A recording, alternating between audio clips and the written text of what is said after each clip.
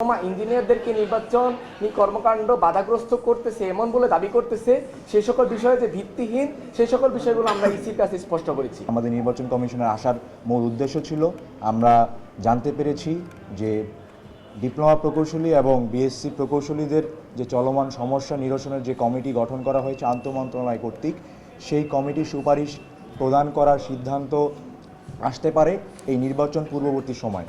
তো আমরা মনে প্রাণে এটা বিশ্বাস করি যে বর্তমান অন্তর্বর্তীকালীন সরকার এই 12ই ফেব্রুয়ারির পূর্বে কোনো সুপারিশ কিংবা প্রস্তাবনা প্রদান করবে না।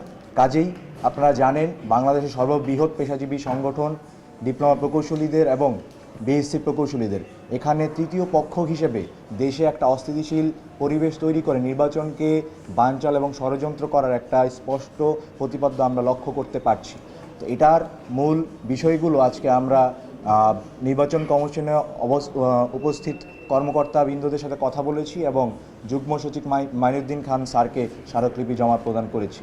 তো আমাদের এখানে প্রধান নির্বাচন কমিশনার বরাবর দাবি একটাই ছিল এবং প্রস্তাবনা একটাই ছিল যে নির্বাচন কমিশন আগামী জাতীয় ত্রয়োদশ সংসদ নির্বাচন নিয়ে যেন কোনো ষড়যন্ত্রমূলক পদক্ষেপ হতে না দেয় এবং আমাদের প্রধান উপদেষ্টা বরাবর এই বিষয়টি অবগত করে।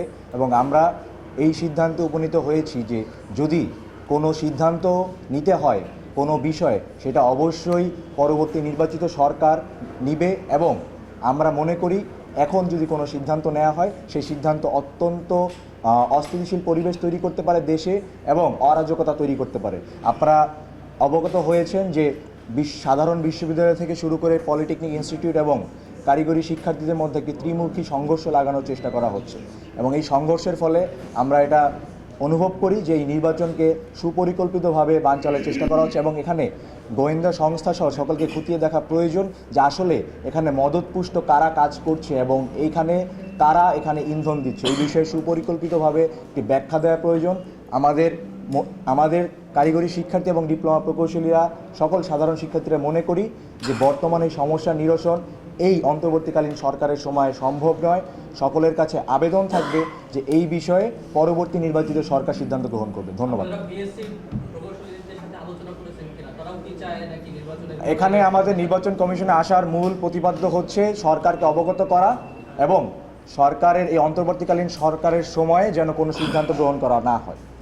আপনারা মিডিয়া ভাইরা হয়তো অবগত আছেন যে 1978-এর প্রজ্ঞাপন জারির মাধ্যমে জিয়াউর রহমান ডিপ্লোমা ইঞ্জিনিয়ারদের 10ম গ্রেডে উপসহকারী প্রকৌশলী পদমর্যাদা প্রদান করেছেন এবং আমাদের দেশনেত্রী বেগম খালেদা জিয়া 1994 সালে প্রজ্ঞাপন জারির মাধ্যমে ডিপ্লোমা ইঞ্জিনিয়ারদের 2য় শ্রেণীর কর্মকর্তার মর্যাদা প্রদান করেছে। রাষ্ট্র কর্তৃক ডিপ্লোমা ইঞ্জিনিয়াররা যে 10ম গ্রেড উপসহকারী প্রকৌশলী পদে কর্মরত আছে এবং ভবিষ্যতে থাকবে, এই বিষয়টি বহুবার মীমাংসিত হয়েছে। তো সেই ক্ষেত্রে নতুন করে আবার এই অন্তর্বর্তীকালীন সরকারের সময়ে সেই সকল বিষয়ে নিয়ে মীমাংসা করা অথবা জটিলতা তৈরি করা আসলে রাষ্ট্রের পরিস্থিতি অস্থিতিশীল করার আসলে একটা পরিকল্পনা আমরা বলে মনে করি। 2008 সালের তত্ত্বাবধায়ক সরকারের আমলে আমরা দেখেছি যে গোপনভাবে ডিপ্লোমা ইঞ্জিনিয়ারদের বিরুদ্ধে ষড়যন্ত্র করা হয়েছে এবং 2013 সালে সেই ষড়যন্ত্রের প্রতিফলন আমরা দেখতে পেয়েছি। আমরা এখনও মনে করতেছি যে বর্তমানে যে কর্মকাণ্ডগুলো চলতেছে সেগুলো সম্পূর্ণ ষড়যন্ত্রমূলক।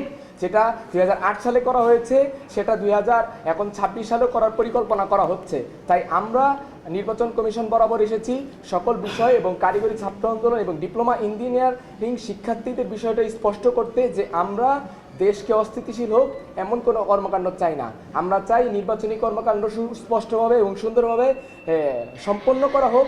আর যারা এই সকল বিষয়গুলো নিয়ে অপপ্রচার করতেছে অথবা ডিপ্লোমা ইঞ্জিনিয়ারদেরকে নির্বাচনী কর্মকাণ্ড বাধাগ্রস্ত করতেছে এমন বলে দাবি করতেছে, সেই সকল বিষয়ে যে ভিত্তিহীন, সেই সকল বিষয়গুলো আমরা ইসির কাছে স্পষ্ট করেছি। এখন আপনাদের অবস্থান কর্মসূচি চলছে সামনে, এটা কি এখন আপনারা যেই কি তারপরে চলে যাবেন নাকি চলবে? আমাদের অবস্থান কর্মসূচি এখানে যেটা চলছে, আমাদের কোনো ধরনের ব্লকেট বা বিক্ষোভ নাই। আমাদের আজকে গণমিছিলের মাধ্যমে মাননীয় প্রধান উপদেষ্টার কার্যালয় বরাবর স্মারকলিপি জমা দেওয়া হয়েছে এবং ইসি বরাবর স্মারকলিপি জমা দেওয়া হচ্ছে। আমাদের এখান থেকে সংবাদ সম্মেলন শেষে আমরা নিজ নিজ পলিটেকনিক ইনস্টিটিউটের শিক্ষার্থীদের ফিরে যাওয়ার নির্দেশনা দিব এবং পরবর্তী যেই সিদ্ধান্ত বা যদি কোনো কর্মসূচি আসে সেটা আমরা মনে করি আজকের মধ্যেই সরকার কর্তৃক একটা সুনির্দিষ্ট সিদ্ধান্ত আসবে, যেটা অবশ্যই দেশ ও জাতির জন্য মঙ্গলকর হবে, আমরা এই বলে আশাবাদী। আপনারা বলছিলেন যে নির্বাচনের পরিবেশের কথা, আপনারা যেখানে অবস্থান নিয়েছেন নির্বাচন কমিশনের সামনে, সেটিতে পরিবেশ আমরা কোনো ধরনের পরিবেশ আমাদের কোনো ধরনের পরিবেশ যেন বিঘ্ন না হয়। গতকাল আমাদের এখানে নির্বাচন কমিশনে আসার আগ থেকে পুলিশ প্রশাসন থেকে শুরু করে সকলকে অবগত করে আমরা এখানে পুলিশ প্রশাসনের সহায়তায় এসেছি। এখানে উল্লেখ্য আরেকটা বিষয় হচ্ছে যে পেশাগত সমস্যা নিরসন যে কমিটি, যেটা 8 সদস্য বিশিষ্ট কমিটি, যেখানে 4 জন উপদেষ্টা রয়েছে, সেটা সুপারিশ সম্ভবত জমা প্রদান করার সর্বশেষ তারিখ আজ। আমরা আশাবাদী আমাদের প্রধান উপদেষ্টার হস্তক্ষেপে এই ধরনের যে বৈষম্যমূলক সিদ্ধান্ত বা কোনো প্রকার অন্যায়মূলক সিদ্ধান্ত এই অন্তর্বর্তীকালীন সরকার গঠন করবে না। আর যদি এই ধরনের অন্যায় বা বৈষম্যমূলক সিদ্ধান্ত গ্রহণ করা সে সকল ক্ষেত্রে আসলে আমরা অনুরোধ জানাবো মাননীয় প্রধান উপদেষ্টার নিকট, যেহেতু এটি একটি নির্বাচিত সরকার নয়, সেই ক্ষেত্রে এই ধরনের গুরুত্বপূর্ণ সিদ্ধান্ত গ্রহণের ক্ষেত্রে নির্বাচিত সরকারের কাছে দায়িত্ব হস্তান্তর করে দেওয়ার বা নির্বাচিত সরকার এই ধরনের বিষয়গুলো মীমাংসা করবে এমন সুপারিশ দেওয়া প্রয়োজন।